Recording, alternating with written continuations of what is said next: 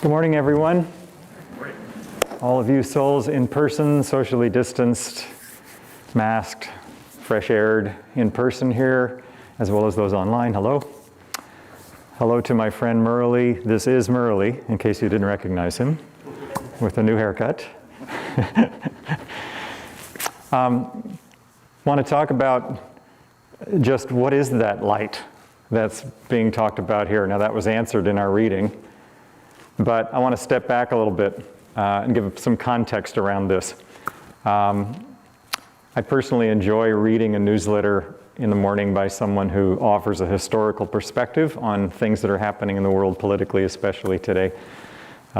Just so I don't get barraged with questions, the name is Heather Cox Richardson, history professor at Boston. And I find it very interesting because what she does is paint a context around things. You know, we think something bizarre is happening in the moment, but she says, well, actually, this, if you look back at the Civil War, this is kind of where things began here. And then you look back to a period a little bit later, and this is how things developed, and you can kind of see a trajectory as to where we got here. That helps. Sometimes when I've gotten an astrological reading from Drupada, is one of the people in Ananda's world that does that, he'll paint a context over where I am right now. And I'll see this little narrow thing that's happening in my life and kind of wonder what is going on, why things are the way they are. And he'll point out, well, actually, if you look at the broader picture, you can see how, this is kind of what led to this is where things are now, and this is the trajectory of where things are likely to go, although you have your own will in this too. So that helps a lot, I find, to have a context. And fortunately, the masters have given us a context, lots of contexts, about what's happening in our lives. There's a couple that I can think of. One is the picture that Yogananda paints about just how this whole world was created. Well, that's about the biggest context I can think of. But let's just step back, way, way, way back to where we are God. There's no other reality. It's just God's bliss, God's radiant consciousness, God's eternal joy. As Yogananda said, ever existing, ever conscious, ever new joy. So that's it. That's the only reality. And then, for some reason, you know how sometimes an idea occurs to you and you think, well, that might be fun. I wonder what would happen if. So because God is our source, then that must have been some thought somewhere in God's mind too. This might be fun. I wonder what would happen if I just decided to radiate a portion of myself as duality, as the thing that would create this material universe. First, it'll start with just kind of this vague thought, that might be a good idea. And then I'll put out a little more energy, make it a little more real, put energy out. And then that becomes a little more real and it turns into material form.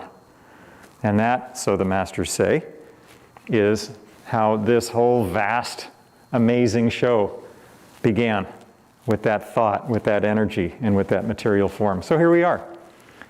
Now, we can look at another context, and that's dreams.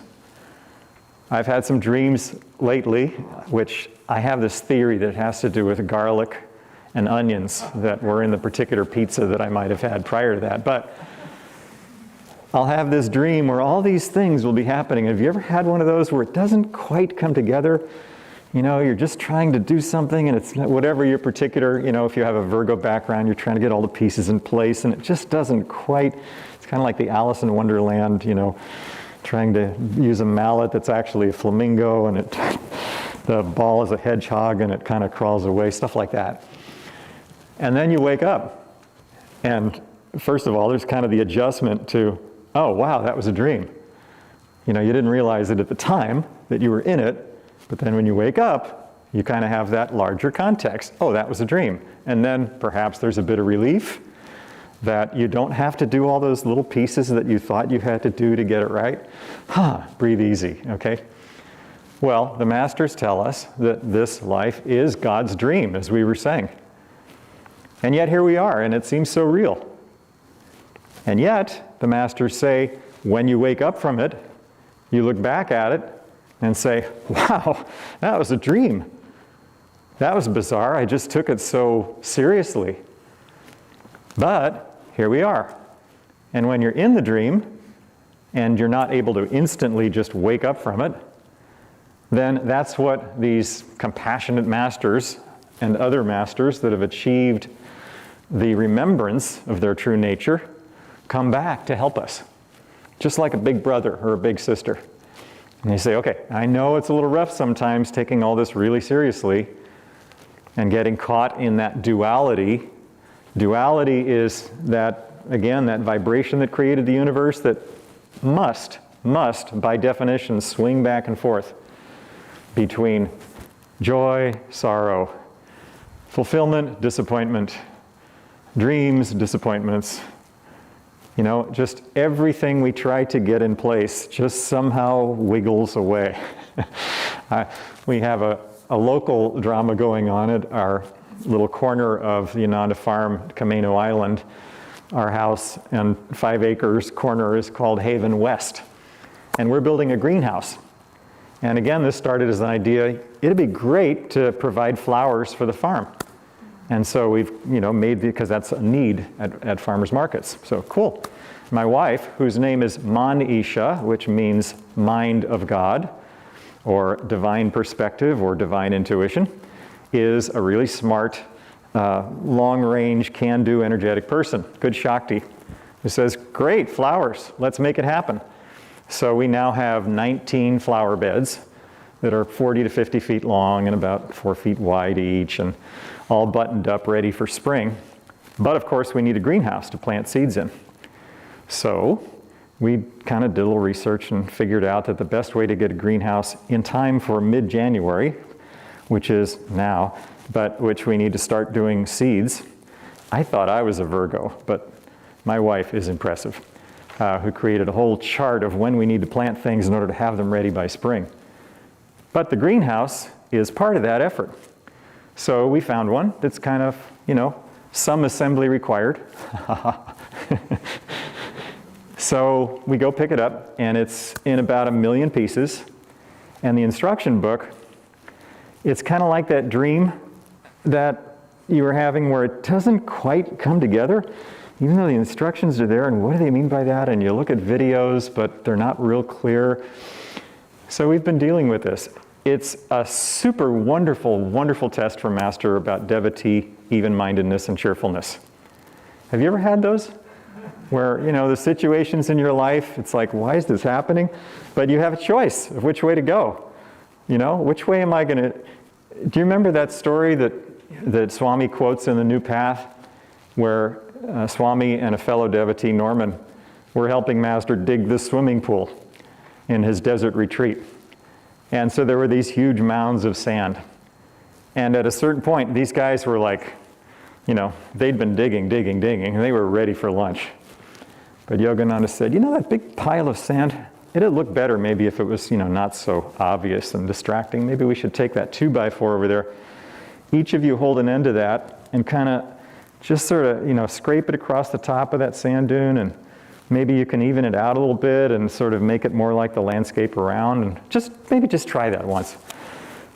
Okay, they thought, I'll put off lunch, we'll do this sand dune. So it wasn't easy. We've actually tried to do that with some things recently. It's not easy, just trying to mash that sand back and forth with that thing. So, but they did it, huff, puff. All right, let's have lunch. Yogananda says, that worked pretty well. Let's try that with another one. And as you can imagine the story, it was, let's try it with another. Maybe just one more. Well, how about just one more? And at a certain point, Kriyananda got it. And he started laughing. And Yogananda said, ha ha, it's been a good joke, isn't it? Let's go have lunch. Now Norman, meanwhile, was just kind of like, oh. Well, I can relate to that, because sometimes we're sort of attached to a certain outcome. And we have a choice of which way to go, depending on how attached we are to that this comes out a certain way, or whether we're flexible, or whether we're listening, tuning into God. We can just say, ha ha ha, I get it. It's just God's joke. It's God's test to help us grow and learn. And then you can relax into it, and that's what life is all about. That's what our greenhouse is about. But when you take things that way, you can do it with joy. I want to say that as a speaker, it's really strange talking to people that have masks on, because you can't see reactions. You can sort of see eyes a little bit, but you can't see any mouths doing frowns or smiles, so you just have to sort of trust that everything's going okay. So, back to context again. Thumbs up, thank you, that helps. Like Facebook, you know.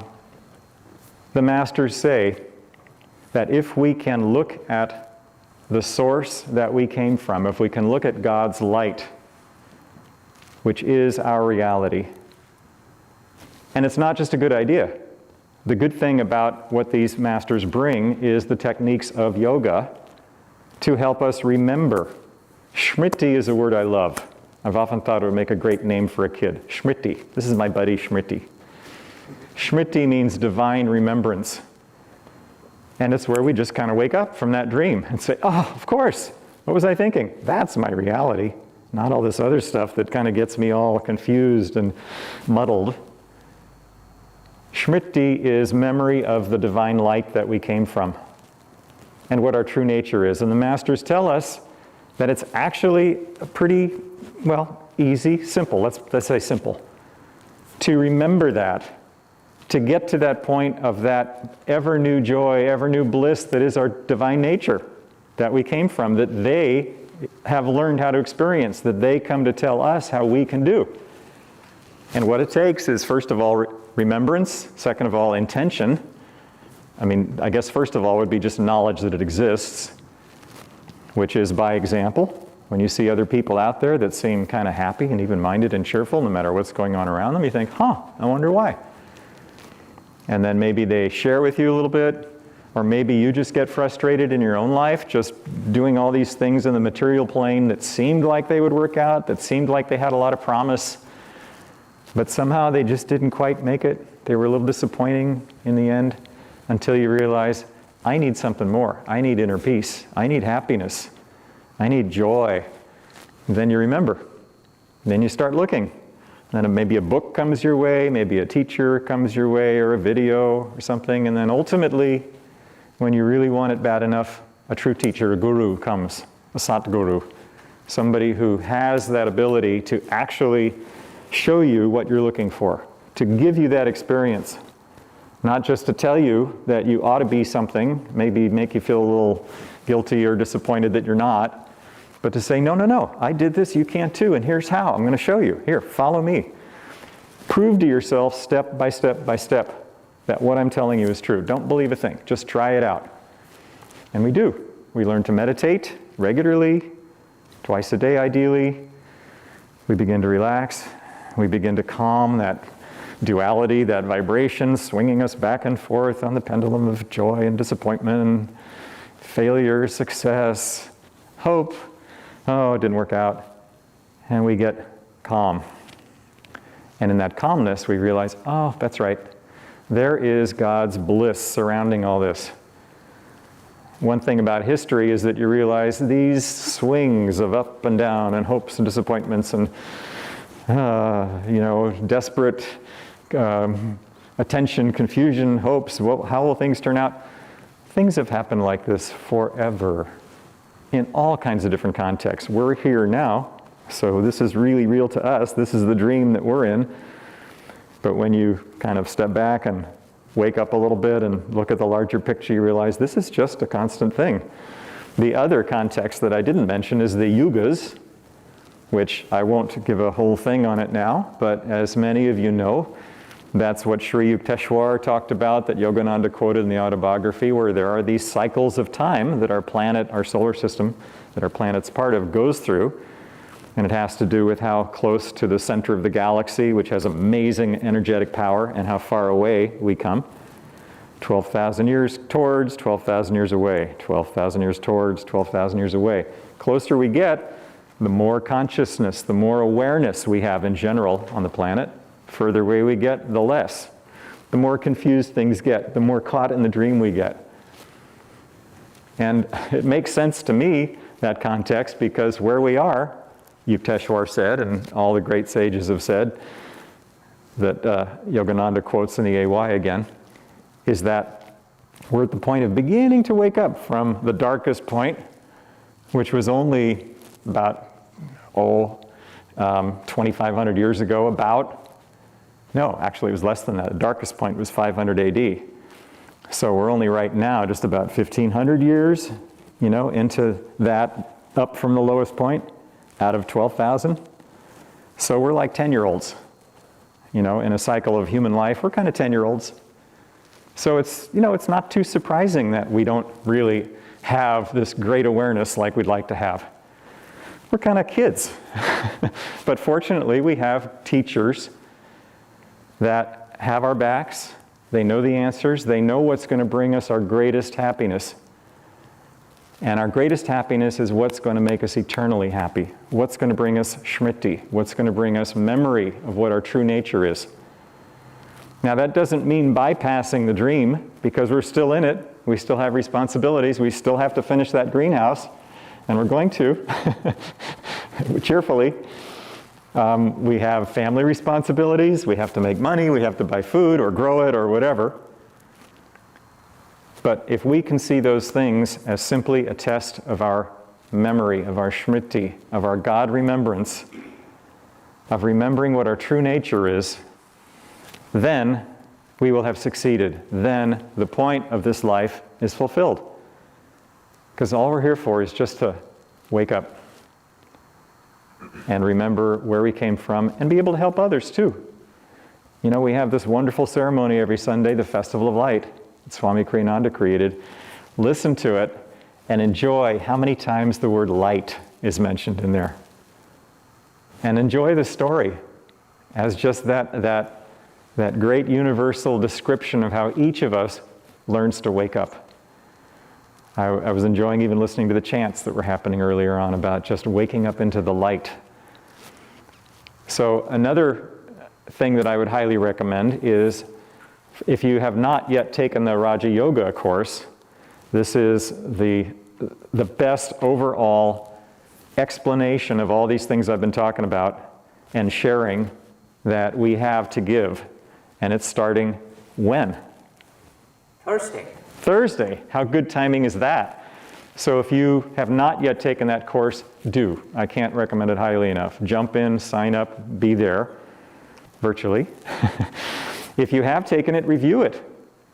Just, check in and find out how you can be part of it. I'm sure Sita will tell us, or somebody will tell us how to do that. But you want to be in that, because that helps more with smriti, with divine remembrance, with even-minded cheerfulness throughout everything we're doing, with the ability to tune into divine bliss in the midst of all of our crazy activity that we're part of, where we can share that joy with others. And the other thing that the masters tell us is the secret to remembering that state of bliss is our meditation techniques, the Om technique specifically. And if you have not yet taken the Om technique, that immediately follows. Actually on April 1st is when that begins, so mark that date. After the Raja Yoga course, it's part of a Kriya Yoga preparation series. But my point is, if you do know the Om technique, I'm just wanting to inspire you to practice it. Because that is where we kind of go back to our source through the vibration that got us here. I talked about God having that thought, and then that manifesting as energy.